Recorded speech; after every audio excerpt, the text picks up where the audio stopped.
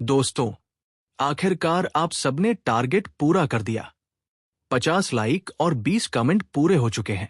आपके सपोर्ट ने फिर से साबित कर दिया कि ये कहानी सिर्फ सुनाई नहीं जाती, आप सब मिलकर इसे आगे धकेलते हो। और जैसा वादा किया था, अब आपकी मेहनत का इनाम ये रहा आपका बोनस एपिसोड। कहानी का नया हिस्सा अभी तुरंत शुरू हो रहा है। अपना प्यार ऐसे ही बनाए रखिए ताकि हर टारगेट के बाद आपको एक नया ताजा एपिसोड मिलता रहे। चलिए, अब ये लो बोनस एपिसोड, बाकी मैं नए एपिसोड पर जा रहा हूं काम करने। एपिसोड 241 श्वेतवस्त्रधारी ऋषि। सबके कान तुरंत खड़े हो गए और बृजराज ने उत्तेजित होकर कहा, बहुत बढ़िया, एक बार इस लड़के से निपट लें तो सब समाप्त हो जाएगा। चौधरी साहब, यह मामला आप पर छोड़ता हूं, निर्देशक जाधव ने जल्दी से कहा। लोगों की सेवा करना मेरा परम कर्तव्य है। चौधरी साहब तुरंत फोन करने के लिए बाहर भागे। हालांकि इससे पहले कि वो फोन पूरा कर पाते, दरवाजे के बाहर से अचानक एक चीख सुनाई दी। एक खून से लथपथ आदमी पागलों की तरह अंदर भागा और चिल्लाया, बृजराज भैया, गड़बड़ हो गई, कालू हमें मारने आ रहा है। क्या सब चौंक गए और बाहर भागे तो देखा कि कालू हाथ में रसोई का चाकू लिए कदम कदम उनकी ओर बढ़ रहा था। सबका चेहरा बदल गया और बृजराज ने पागलों की तरह आग्रह किया, जल्दी करो, उसे रोको, उसे रोको। घर से 1 दर्जन से अधिक गुंडे हथियार लहराते हुए बाहर निकले और कालू पर एक साथ टूट पड़े। कालू ने एक हाथ उठाकर समूह के हमलों को रोका, दूसरे हाथ से रसोई के चाकू को मजबूती से पकड़े हुए वह किसी के पास पहुंचा और वार कर दिया, जिससे लगने वाला कोई भी तुरंत मारा गया। 1 दर्जन हमलावरों ने कालू को खून से लथपथ कर दिया, फिर भी उसने शुरू से अंत तक एक आह तक नहीं भरी। उसका शरीर घावों से भरा था और खून लगातार बह रहा था, लेकिन उसकी शक्ति बढ़ती जा रही थी और उसका मारने का इरादा और भी भारी होता जा रहा था। बृजराज अपने गुंडों को घर के अंदर एक के बाद एक गिरते हुए देख रहा था और डर के मारे उसकी हालत पतली हो गई थी। चौधरी साहब, जल्दी मदद के लिए कुछ लोगों को बुलाइए, बृजराज ने कांपती हुई आवाज में कहा। मैं फोन पर हूं, चौधरी साहब ने चिंतित होकर कहा। बस उसे अभी के लिए रोको। धत तेरे की, क्या तुम इतने सारे लोग एक बच्चे को नहीं रोक सकते? यह इंसान नहीं है, यह एक राक्षस है, निर्देशक जाधव ने रोती हुई आवाज में कहा। वे सच में कालू से भयभीत थे। जय सिंह विला के बाहर खड़ा था, चुपचाप अंदर हो रही हर चीज को देख रहा था। वो तब तक हस्तक्षेप नहीं करेगा जब तक कालू की जान खतरे में न हो। अचानक जय सिंह ने अपना सिर झटका और दूर आसमान की ओर देखा, क्योंकि उसने महसूस किया कि कोई हवा में तेजी से आ रहा है और उनका लक्ष्य यही विला था। एक पल बाद एक सफेद धब्बा तेजी से करीब आया, जो सफेद वस्त्रों में एक आदमी निकला। वह आदमी, जिसका चेहरा चांद जैसा था और 3 लटों वाली दाढ़ी थी, अपनी पीठ पर एक तलवार का बक्सा लिए हुए था और एक लंबी तलवार के ऊपर खड़ा था। एक ऐसी दिव्य कृपा के साथ आया जिससे एक तलवार के देवता का आभास हो रहा था। जय सिंह ने अपनी भौहें सिकोड़ ली। वो इस आदमी की ताकत का पता नहीं लगा सका, जिससे पता चलता था कि उस आदमी की क्षमता बहुत अधिक थी। इस आदमी के यहाँ आने से वह क्या करने की योजना बना रहा है? श्वेतवस्त्रधारी आदमी जय सिंह के बगल में उतरा, उसे ऊपर से नीचे तक देखा। हालांकि उसकी नज़र अंततः घर के अंदर की ओर मुड़ गई। इस समय तक कालू पहले ही बृजराज और दूसरों तक पहुंच चुका था, जो चाकू को रोकने के लिए लड़कियों को ढाल के रूप में इस्तेमाल कर रहे थे। कालू, जो अब किसी भी भावना से रहित था, बस रसोई का चाकू चलाता रहा, अपने रास्ते में आने वाले किसी को भी नहीं बख्शा, जिसमें वे लड़कियां भी शामिल थीं। श्वेतवस्त्रधारी आदमी ने गहरी चिंता से भौहें सिकोड़ लीं और कठोर आवाज में कहा, दुष्ट प्राणी, रुक जाओ। कालू ने कोई प्रतिक्रिया नहीं दी। श्वेतवस्त्रधारी आदमी ने लापरवाही से तलवार के बक्से पर थपकी दी और एक लंबी तलवार उड़कर सीधे घर में चली गई। ठीक उसी क्षण एक छोटी तलवार भी निकली, जिसने लंबी तलवार को विक्षेपित कर दिया।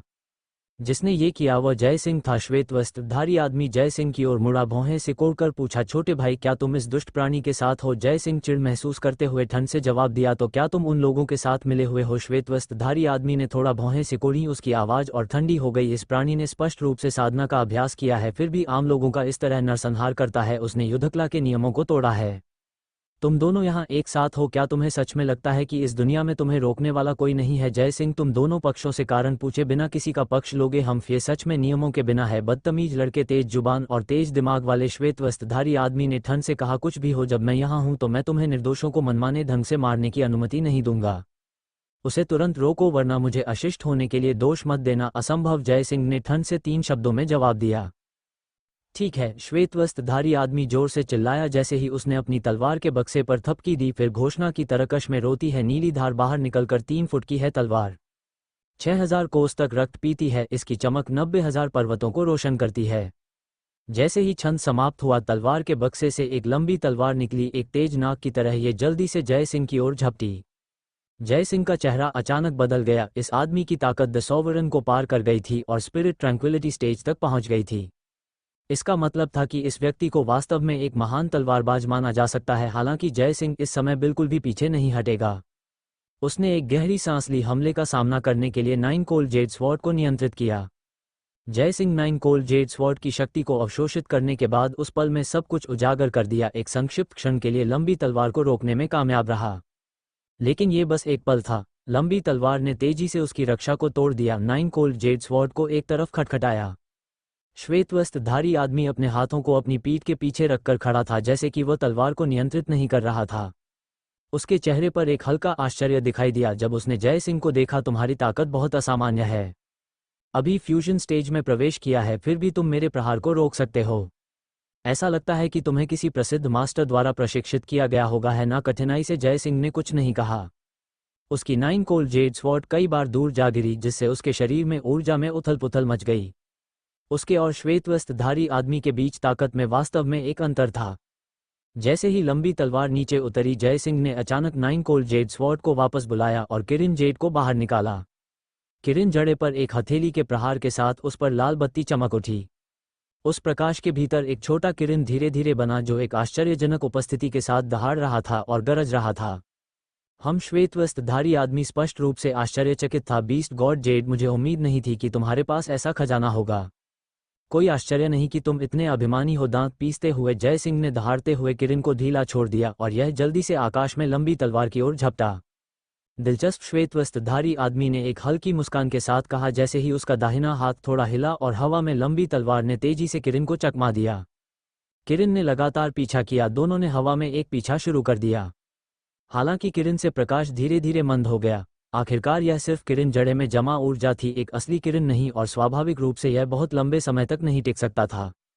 जय सिंह का दाहिना हाथ थोड़ा नीचे धंस गया और अचानक जैसे ही लंबी तलवार उसके पास से गुजरी, उसने आगे बढ़कर लंबी तलवार को मजबूती से पकड़ लिया।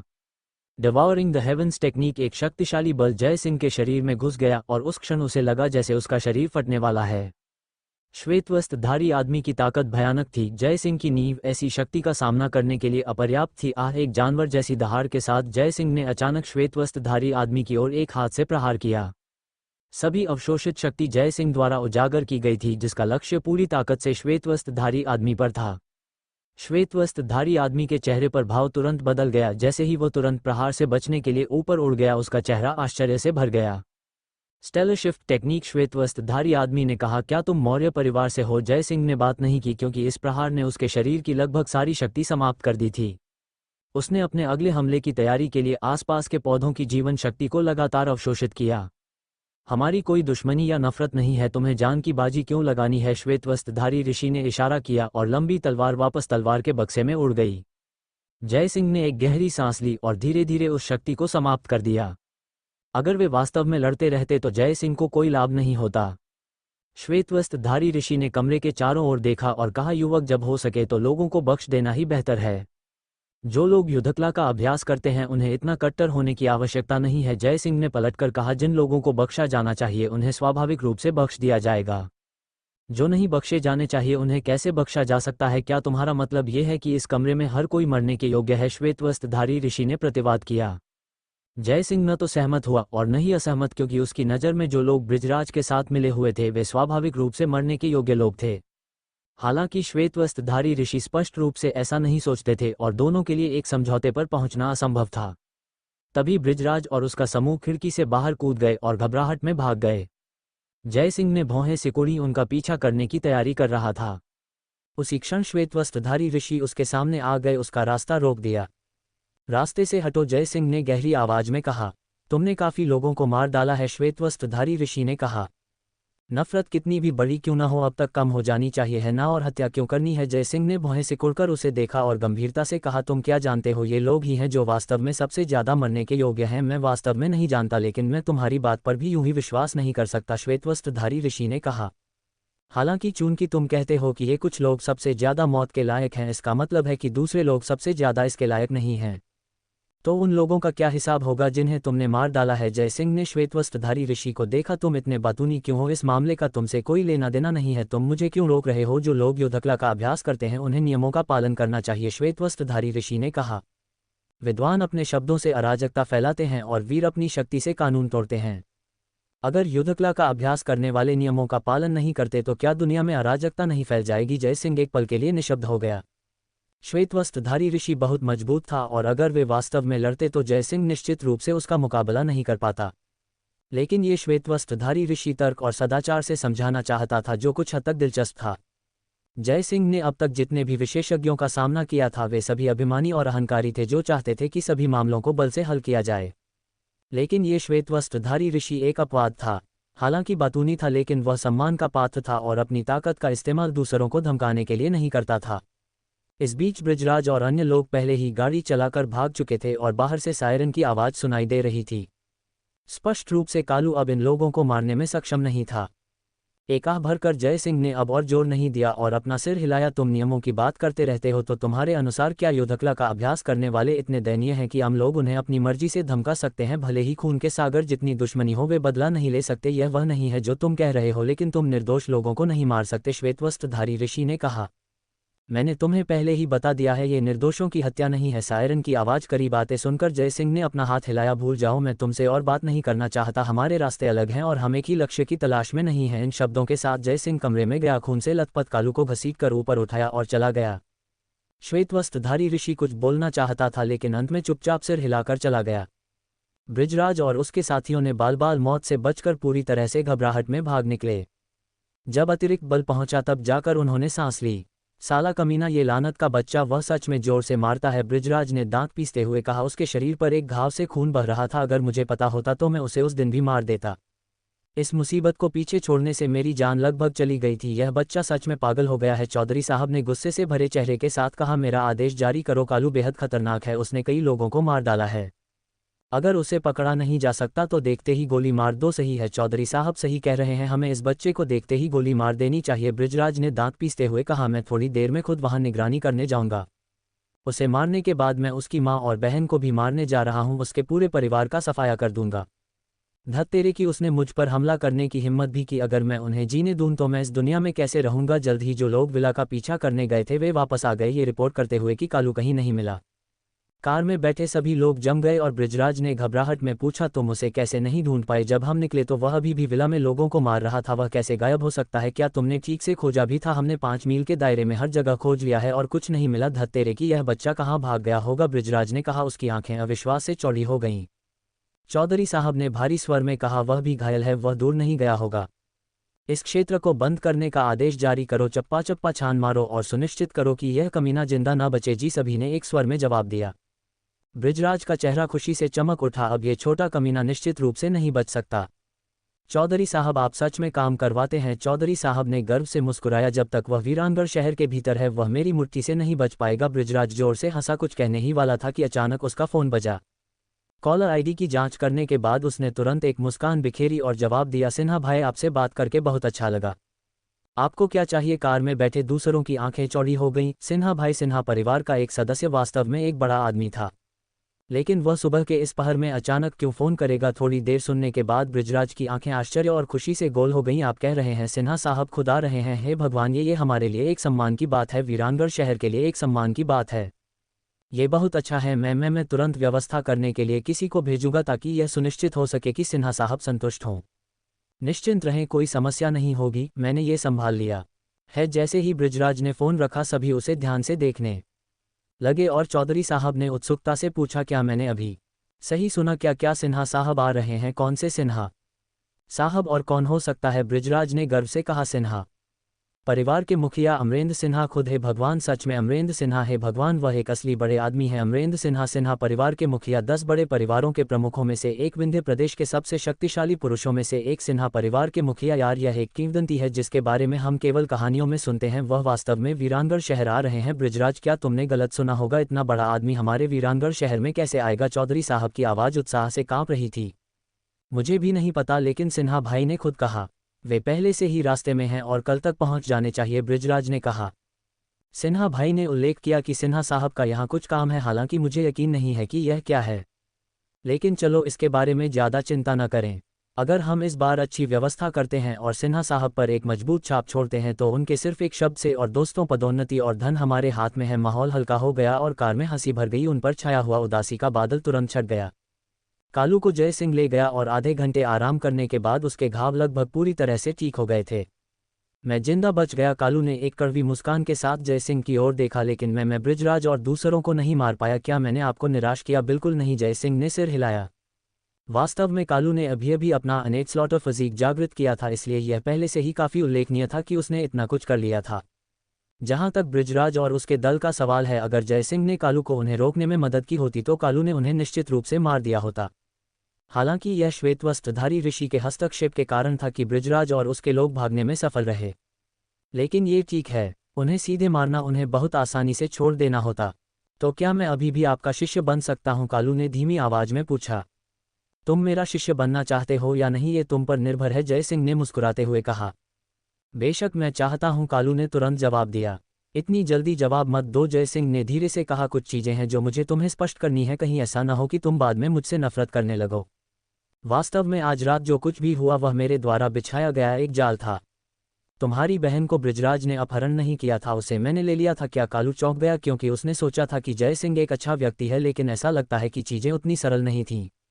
आपने ऐसा क्यों किया? जय सिंह ने कालू की स्थिति के बारे में बताया और फिर कहा, मैंने तुम्हें वह सब कुछ बता दिया है जो कहने की जरूरत है। चुनाव अब तुम्हारा है। कालू थोड़ी देर चुप रहा, फिर अचानक एक गहरी सांस ली, घुटने टेक दिए और सम्मानपूर्वक कहा, मास्टर। जय सिंह ने एक हल्की मुस्कान के साथ सिर हिलाया। चूंकि तुमने अपना चुनाव कर लिया है, मैं तुम्हें अपने शिष्य के रूप में स्वीकार करूंगा। तुम्हारे दादा और अन्य लोग जल्द ही वीरानगढ़ शहर पहुंचेंगे और एक और काम है जो तुम्हें करना है। वह क्या है? कालू ने उत्सुकता से पूछा। आत्मसमर्पण कर दो। क्या? कालू चौंक गया। मुझे आत्मसमर्पण क्यों करना चाहिए? वे लोग मुझे मारने के लिए उत्सुक हैं। अगर तुम नहीं करोगे तो वे तुम्हारी मां के पीछे जाएंगे, जय सिंह ने कहा। इसके अलावा अगर वे तुमसे बाहर मिलते हैं तो वे निश्चित रूप से तुम्हें बिना सोचे समझे मार देंगे। अगर तुम आत्मसमर्पण करते हो तो यह अलग है। तुम्हारे दादा लगभग यहाँ हैं और ये लोग उनका स्वागत करने में व्यस्त रहेंगे और तुम्हारे साथ निपटने का समय नहीं होगा, इसलिए वे तुम्हें कुछ समय के लिए बंद कर देंगे और उनके जाने के बाद ही इस मामले का निपटारा करेंगे। ओह! कालू ने अपना सिर खुजलाया उत्सुकता से। लेकिन मुझे आत्मसमर्पण क्यों करना है? मेरे दादा जल्द ही पहुंचेंगे और वह इस मामले को तुरंत संभाल सकेंगे। जय सिंह ने पूछा, क्या तुम चाहते हो कि बृजराज और वे लोग मरें या तुम चाहते हो कि इसमें शामिल हर कोई मरे? हर कोई। बेशक, कालू ने बिना किसी हिचकिचाहट के जवाब दिया। जय सिंह ने सिर हिलाया। हार्ट ऑफ स्लॉटर के जागरण के बाद यह अब सिर्फ एक सामान्य बच्चा नहीं था। अगर वह अपनी समस्याओं को मारकर हल कर सकता था तो वह निश्चित रूप से किसी और तरीके के बारे में नहीं सोचेगा। ये सही है, जय सिंह ने कहा। अगर तुम इन लोगों द्वारा नहीं पकड़े जाते हो तो तुम्हारे दादा का गुस्सा पर्याप्त नहीं होगा और शायद केवल बृजराज और उसके लोग ही मरेंगे। लेकिन अगर तुम पकड़े जाते हो तो उनमें से कोई भी नहीं बच पाएगा। ये कहकर जय सिंह ने अपना हाथ कालू की छाती पर रखा और कहा, याद रखना, तुम इनेट स्लॉटर फिजीक हो। जब तक तुम्हारी मारने की इच्छा नहीं रुकती तुम नहीं मरोगे और कोई भी तुम्हें नहीं मार सकता। कालू ने जोर से सिर हिलाया। जिले में लौटने के बाद बृजराज ने तुरंत अपनी सुरक्षा के लिए बहुत सारे गुंडों को इकट्ठा किया और अमरेंद्र सिन्हा का स्वागत करने की व्यवस्था शुरू कर दी। चौधरी साहब ने उत्तरी उपनगर में कालू की तलाश के लिए किसी को भेजा। इस बार अमरेंद्र सिन्हा की यात्रा के दौरान कालू के साथ हुई घटना के बारे में किसी को पता नहीं चलना चाहिए। और इन्हीं परिस्थितियों में अचानक एक खबर आई, कालू ने आत्मसमर्पण कर दिया है। ये खबर मिलने पर सभी चौंक गए। कालू ने अपनी जान जोखिम में डाल दी थी और फिर भी मुख्य अपराधी बृजराज को नहीं मार पाया था। फिर भी वह आत्मसमर्पण करने चला गया था। वह क्या सोच रहा था? बृजराज ने तुरंत चौधरी साहब से संपर्क किया और उनसे कालू को चुपके से खत्म करने के लिए कहा। ये कठिन है, चौधरी साहब ने सीधे सिर हिलाया। उसने आधिकारिक चैनलों के माध्यम से आत्मसमर्पण किया है। अगर वह वहां मर जाता है तो कोई भी उस जिम्मेदारी को नहीं उठा सकता। लेकिन इस बच्चे के जिंदा रहने से अगर सिन्हा साहब यहां आते हैं और मामला उजागर हो जाता है तो क्या होगा? बृजराज ने जोर दिया। तुम्हें उस बारे में चिंता करने की जरूरत नहीं है, चौधरी साहब ने कहा। वह अंदर बंद है, इसलिए उसके बाहर निकलने का कोई रास्ता नहीं है। इसके विपरीत यह इस तरह से सुरक्षित है। जब वह बंद है और एक बार सिन्हा साहब आ जाते हैं तो वह कोई परेशानी नहीं खड़ी कर पाएगा। बस ये सुनिश्चित करो कि सिन्हा साहब की अच्छी तरह से देखभाल की जाए और उनके जाने के बाद हमारे पास इस बच्चे का निपटारा करने के लिए बहुत समय होगा। कुछ सोचने के बाद बृजराज मुस्कुराया। चौधरी साहब ने सब कुछ अच्छी तरह से सोचा है, चलो तुम्हारे तरीके से करते हैं। वैसे उसकी माँ अभी भी जिंदा है, मैं पहले उसका ख्याल रखूंगा, जल्दी मत करो। चौधरी साहब ने सिर हिलाया। सिन्हा साहब के आने से पहले बहुत ज्यादा परेशानी खड़ी करना नहीं है। उसकी माँ कुछ नहीं कर सकती। क्या तुम्हें डर है कि वह दुनिया को उलट पुलट कर देगी? यह सच है। बृजराज ने सिर हिलाया। ठीक है, तो ये तय हो गया। चौधरी साहब मैं ये सब आप पर छोड़ता हूँ, चिंता मत करो। चौधरी साहब ने मुस्कुराते हुए कहा, वैसे सिन्हा साहब कब पहुंचेंगे मुझे सूचित करना, याद रखना मैं व्यक्तिगत रूप से उनका स्वागत करने जाना चाहता हूँ। बृजराज ने तुरंत सिर हिलाया, कोई बात नहीं। सुबह के 8 बजे थे और वीरानगढ़ शहर के बाहर का माहौल उत्सव जैसा था। बृजराज और अन्य लोग पहले से ही वहां इंतजार कर रहे थे। सड़क के किनारे स्वागत के बैनर लगे हुए थे और एक बैंड जोरदार संगीत बजा रहा था जिससे काफी हलचल का दृश्य बन रहा था। अंत में दिल्ली की नंबर प्लेट वाली लग्जरी कारों का एक काफिला गरजता हुआ आया। 5 बार एक ये सिन्हा साहब की कार है, बृजराज ने उत्साहित होकर कहा। सिन्हा साहब सच में आ गए हैं, निर्देशक जाधव ने उत्साह से कहा। वाह वह कार बहुत महंगी होगी है ना, बकवास, यह एक रोल्स रॉयस फैंटम है, हर एक 70-80 लाख की है। चौधरी साहब ने भी ईर्ष्या से देखा। निर्देशक जाधव, है भगवान, अमीरों का जीवन हमारी कल्पना से परे है। अगर मेरे पास 50 लाख की BMW होती तो मैं संतुष्ट होता। बृजराज हंसा, निश्चिंत रहो, जब तक हम सिन्हा परिवार का प्रोजेक्ट हासिल कर सकते हैं। 50 लाख की BMW तो क्या, 1 करोड़ की BMW भी कोई मुद्दा नहीं होगी। सभी उत्साहित थे और उनकी मुस्कान और भी उत्साही हो गई। कारें तेजी से पास आईं और बृजराज और अन्य लोगों ने उनका स्वागत करने के लिए अपनी सबसे सुखद मुस्कान जुटाने की पूरी कोशिश की, लेकिन कारों का धीमा होने का कोई इरादा नहीं था और वे सीधे उनकी ओर बढ़ीं। समूह चौंक गया और जल्दी से एक तरफ हट गया, केवल ये देखने के लिए कि कारें बिना रुकने के स्लाइटेस्ट इरादे के उनके पास से गुजर गईं। क्या हो रहा है? निर्देशक जाधव हक्का बक्का रह गया। बृजराज भी भ्रमित था, क्या उन्होंने मुझे नहीं पहचाना? निर्देशक जाधव, असंभव, इतनी बड़ी तैयारी के साथ उन्होंने कम से कम इसे देखा तो होगा है ना। केवल चौधरी साहब की भौहें गहरी थीं और उन्होंने गंभीरता से कहा, क्या आप सभी ने उस कार पर ध्यान दिया जो उनके पीछे थी? उसका क्या? सबने उत्सुकता से पूछा। वह शहर के नंबर 1 नेता की कार है, चौधरी साहब ने गंभीरता से कहा। नंबर 1 खुद आए हैं और अगर हमारे जिले के सेक्रेटरी साहब व्यक्तिगत रूप से उनका स्वागत करने जाते तो भी शायद ये पर्याप्त नहीं होता। उनका यहाँ न रुकना अनुचित नहीं है। चौधरी साहब के शब्दों ने तुरंत सभी की शंकाओं को दूर कर दिया और बृजराज ने उत्साहित होकर कहा, शहर के नंबर 1 अधिकारी भी आ गए हैं, ये बहुत अच्छा है। अब से कौन हमारे प्रोजेक्ट को रोकने की हिम्मत करेगा? चलो जल्दी करो और उनके पीछे चलो, हमें कम से नंबर 1 के सामने अपना चेहरा तो दिखाना ही है। सभी एक बार में उत्साहित हो गए और निर्देशक जाधव ने उत्साहित होकर कहा, चलो जल्दी करो। सिन्हा परिवार का काफिला अंततः वीरानगढ़ शहर के एक छोटे से होटल के बाहर रुका और जब बृजराज और अन्य लोग उनका पीछा करते हुए वहां पहुंचे तो वे सभी आश्चर्य से भर गए। वे यहाँ क्यों रुके? सिन्हा परिवार इतने जर्जर होटल में रह रहा है, असंभव। बृजराज भाई ने तो यहाँ हमारे लिए सबसे अच्छा होटल बुक करवाया है, वे यहाँ क्यों रुकेंगे? शायद उन्हें बस शौचालय का उपयोग करना है और रोक नहीं पाए। सभी की चौकस नजरों के नीचे अमरेंद्र सिन्हा कार से बाहर निकले। उनके पीछे उन कारों से सभी लोग भी बाहर निकल आए, जिसमें शहर के नंबर 1 अधिकारी भी शामिल थे जिन्होंने व्यक्तिगत रूप से अमरेंद्र सिन्हा की सहायता की, जिससे उनके बीच घनिष्ठ संबंध का पता चलता था। बृजराज और अन्य लोग तुरंत पास जाना चाहते थे, लेकिन कुछ ही कदम चलने के बाद उन्हें रोक दिया गया। कौशल भाई। बृजराज ने कौशल सिन्हा को देखा, जो सिन्हा परिवार का एक सदस्य था जिसे वह पहचानता था, और जल्दी से 2 बार पुकारा। इस समूह में कौशल सिन्हा बिल्कुल भी उत्कृष्ट नहीं था, बस एक गुर्गे की तरह था। हालांकि बृजराज और उसके समूह में वह निश्चित रूप से एक बड़ा आदमी था। क्या है? कौशल सिन्हा ने भौहें सिकोड़ी। क्या वह सिन्हा साहब हैं? बृजराज ने जल्दी से मुस्कुराकर कहा, देखिए ये चौधरी साहब हैं और यह निर्देशक जाधव हैं। हम विशेष रूप से सिन्हा साहब का स्वागत करने आए थे। क्या आप हमें भी वहां जाने दे सकते हैं? इसमें मत पड़ो, कौशल सिन्हा ने कहा, यहां तक कि मैं भी वहां नहीं जा सकता। तुम वहां क्या करने जा रहे हो? क्या? बृजराज चौंक गया और फुसफुसाया, कौशल भाई, क्या आप इस प्रोजेक्ट के समग्र प्रभारी नहीं हैं? सिन्हा साहब आते हैं और आप वहां नहीं जा सकते? सिन्हा साहब इस प्रोजेक्ट के लिए नहीं आए हैं। कौशल सिन्हा ने रुककर फिर गंभीर स्वर में कहा, मैं तुम्हें बता दूं, सिन्हा साहब इस यात्रा पर बहुत गुस्से में हैं। यहाँ बेतरतीब ढंग से भीड़ मत लगाओ, अगर सिन्हा साहब गुस्सा हो गए तो तुम परिणाम नहीं झेल पाओगे। सभी चौंक गए और बृजराज ने आश्चर्य से कहा, सिन्हा साहब वीरानगढ़ शहर गुस्से में क्यों आएंगे? मुझे कैसे पता होगा? कौशल सिन्हा ने हाथ हिलाया, तुम लोग बस एक तरफ खड़े होकर थोड़ा इंतजार करो, अगर मौका मिला तो मैं सिन्हा साहब से बात करूंगा। लोगों ने एक दूसरे को देखा और उनके पास आज्ञाकारी रूप से पीछे हटने के अलावा कोई चारा नहीं था। जैसे ही अमरेंद्र सिन्हा और अन्य लोग होटल के प्रवेश द्वार के पास पहुंचे, अंदर से 2 लोग बाहर आए, ठीक जय सिंह और मोटू। मोटू ने अभी भी अपनी बाहों में एक छोटी लड़की को पकड़ रखा था, कालू की छोटी बहन। जब अमरेंद्र सिन्हा और अन्य लोग जय सिंह के पास पहुंचे तो उसने सीधे अपनी मुट्ठियों से झुककर प्रणाम किया, मास्टर जय। हम। जय सिंह ने धीरे से सिर हिलाया, मैंने तुम्हें सामान्य स्थिति के बारे में पहले ही बता दिया है, जहां तक क्या करना है ये तुम्हें तय करना है। अमरेंद्र सिन्हा की आंखों में एक भयंकर चमक कौंध गई। उसने एक गहरी सांस ली और कांपते हुए मोटू के पास पहुंचा, यह मेरी पोती है जय सिंह, ये सही है? अमरेंद्र सिन्हा की आंखों से तुरंत आंसू छलक पड़े। आओ मुझे उसे पकड़ने दो। मोटू ने छोटी लड़की को अमरेंद्र सिन्हा को सौंप दिया, जिसने उसे आंसुओं के साथ गले लगा लिया, जो अब रुक नहीं पा रहे थे। दूर से बृजराज और अन्य लोग स्पष्ट रूप से नहीं देख सकते थे और अभी भी नहीं जानते थे कि यहाँ क्या हो रहा है।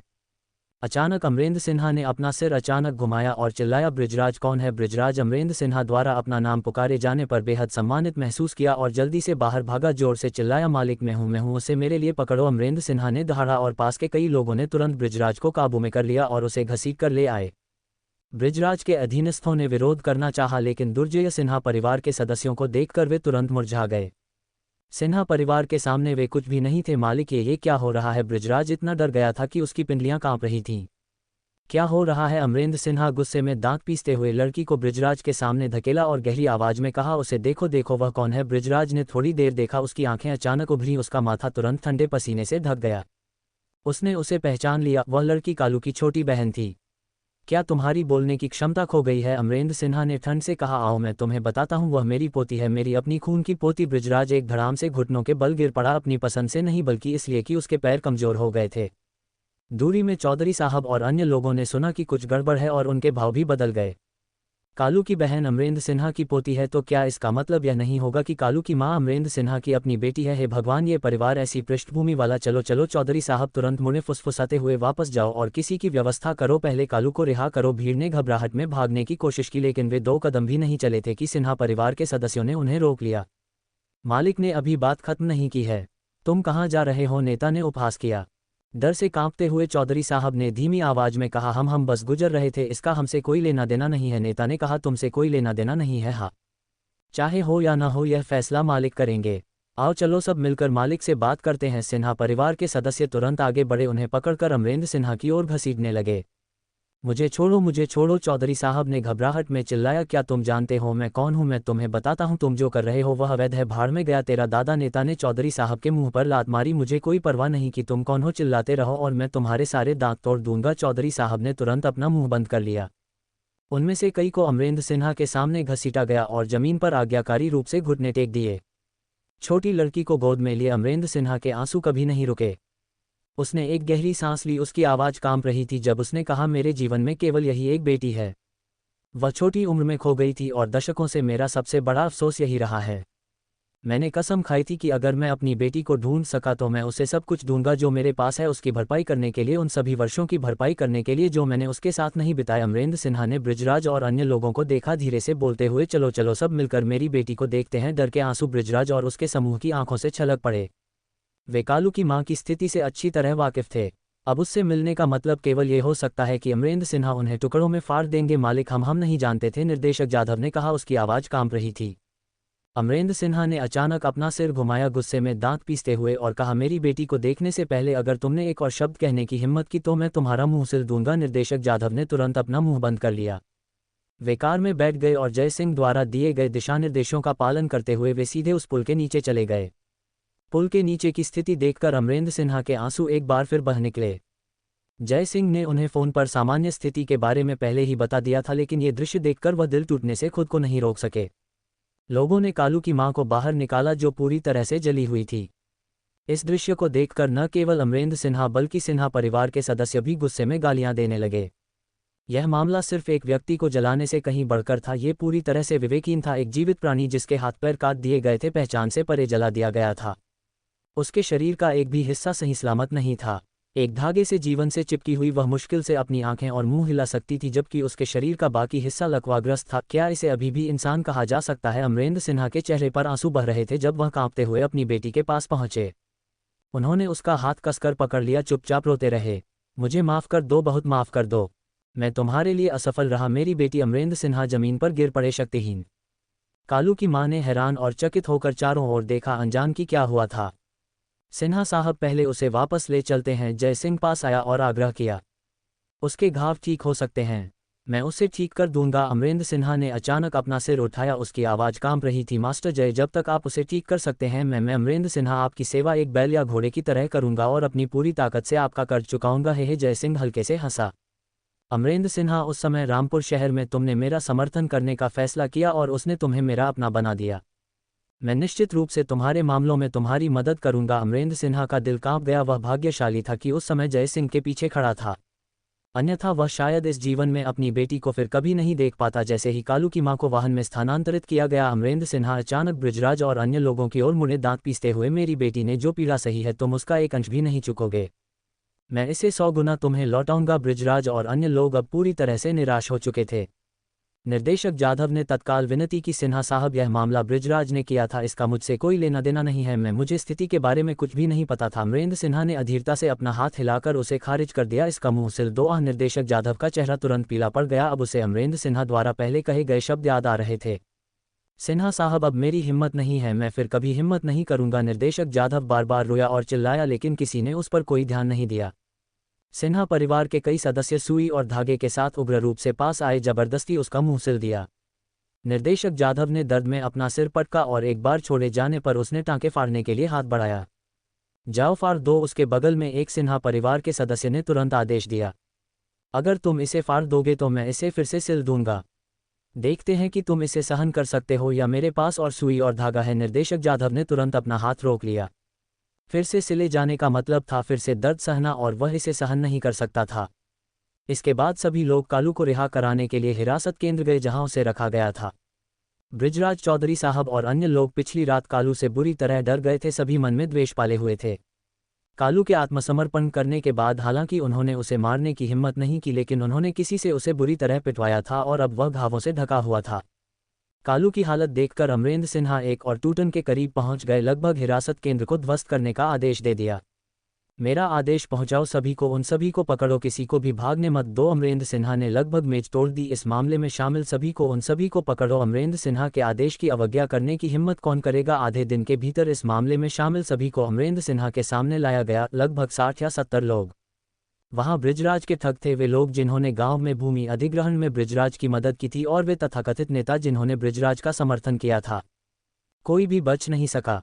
ये सभी लोग वीरानगढ़ शहर में प्रभावशाली थे, लेकिन अब अमरेंद्र सिन्हा के सामने वे केवल जमीन पर घुटने टेक सकते थे, एक बार भी अपना सिर उठाने की हिम्मत नहीं कर सकते थे। अमरेंद्र सिन्हा ने कालू की बहन को एक हाथ में और कालू को दूसरे हाथ में पकड़ रखा था। उनके लिए उनका स्नेह अचूक था। जितना अधिक वह अपना स्नेह दिखाते उतने ही अधिक भयभीत नीचे के लोग हो जाते। अब तक सभी जानते थे कि क्या हुआ था, और वे सभी अत्यधिक भय से भरे हुए थे। उन्होंने लगभग अमरेंद्र सिन्हा की बेटी की मौत का कारण बना दिया था। अमरेंद्र सिन्हा उन्हें कैसे छोड़ सकते थे। अब सभी बृजराज को घृणा से घूर रहे थे। अगर बृजराज न होता तो वे इस स्थिति में कैसे पहुंचते। मैंने अमरेंद्र सिन्हा ने अपना जीवन निष्पक्षता के साथ जिया है। मेरा मानना है कि मैंने ऐसा कुछ भी नहीं किया है जो स्वर्ग के खिलाफ हो या प्राकृतिक व्यवस्था को नुकसान पहुंचाए, इसलिए मुझे नहीं लगता कि मैं इस तरह के प्रतिशोध का हकदार हूं। अमरेंद्र सिन्हा ने गंभीरता से कहा। अमरेंद्र सिन्हा ने गहरी आवाज में जारी रखा, मेरी इकलौती बेटी, मेरे पोते पोतियां जिनसे मैं कभी नहीं मिला, और मेरा दामाद जिससे मैं फिर कभी नहीं मिल पाऊंगा, ऐसे भाग्य से मिले हैं। मुझे बताओ, क्या मुझे बदला नहीं लेना चाहिए। किसी ने जवाब देने की हिम्मत नहीं की। सभी आतंक में कांप रहे थे। कोई जवाब नहीं। हम अमरेंद्र सिन्हा ने धीरे धीरे सिर हिलाया और गंभीरता से कहा, मैं बूढ़ा हो रहा हूं और मैं हमेशा रक्तपात को कम करना और आने वाली पीढ़ियों के लिए पुण्य जमा करना चाहता था, लेकिन आज मैं कोई दया नहीं दिखाऊंगा। अमरेंद्र सिन्हा खड़े हो गए, अपने हाथ से इशारा किया और आदेश दिया, करो। उन्हें वह दर्द सहने दो जो मेरी बेटी ने सहा। अमरेंद्र सिन्हा सीधे चले गए, जबकि सिन्हा परिवार के सदस्यों का एक समूह तुरंत अंदर घुस गया। जल्द ही इमारत के अंदर आग की लपटें आसमान छूने लगी, साथ में उन लोगों की चीख पुकार और मदद की गुहार भी। अमरेंद्र सिन्हा का दिल एक चट्टान की तरह स्थिर था। जब उन्होंने अपनी पोती को पकड़ रखा था, एक बार भी पीछे मुड़कर नहीं देखा। जहां तक कालू का सवाल है, उसने कुछ बार पीछे मुड़कर देखा।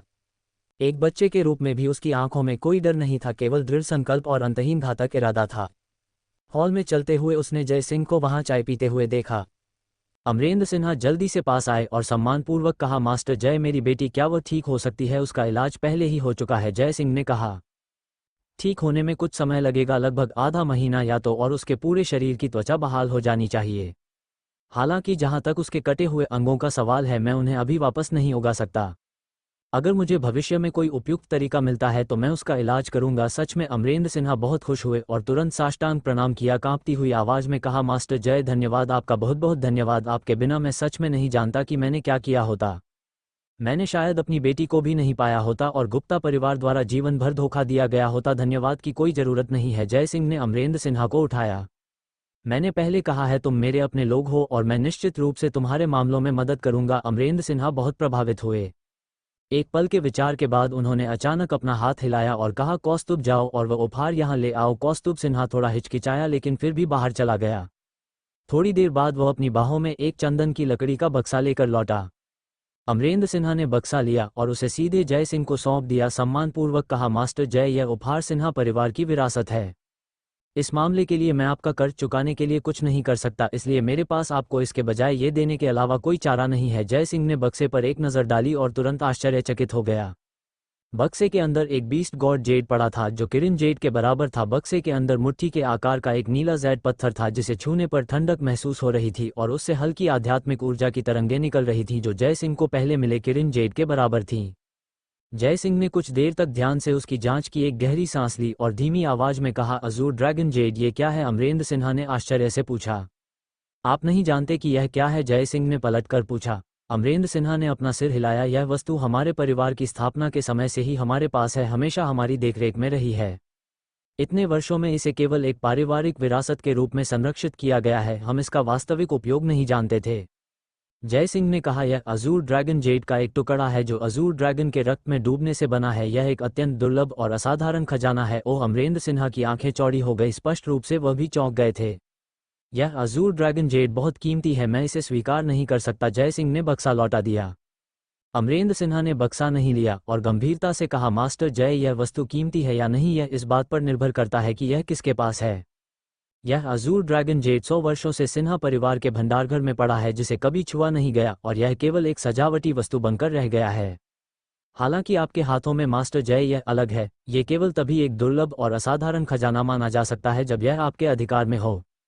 इसलिए कृपया इस जैड पत्थर को ले लीजिए। जय सिंह को वास्तव में इस अजूर ड्रैगन जेड की आवश्यकता थी। उसे स्पिरिट गैदरिंग अरे बनाने के लिए जैड पत्थर के 4 टुकड़ों की आवश्यकता थी। यह अजूर ड्रैगन जेड एक उत्कृष्ट विकल्प था। ये सिन्हा परिवार की विरासत है, क्या आप निश्चित हैं कि आप इसे मुझे देना चाहते हैं? जय सिंह ने पूछा। अमरेंद्र सिन्हा मुस्कुराए और कहा, यद्यपि यह एक पारिवारिक विरासत है, ऐसे उत्तम खजाने हमेशा उन लोगों के होते हैं जिनके पास उन्हें उपयोग करने की क्षमता होती है। बेशक मैं स्वार्थ रहित नहीं हूं, इस जैड पत्थर को मास्टर जय को देकर यह कम से कम एक उपकार तो गिना जाएगा। मेरे सिन्हा परिवार को भविष्य में मास्टर जय की देखभाल की आवश्यकता पड़ सकती है। हा। जय सिंह जोर से हंसे, आप वास्तव में एक बुद्धिमान व्यक्ति हैं। ठीक है, मैं इस अजूर ड्रैगन जेड को स्वीकार करूंगा।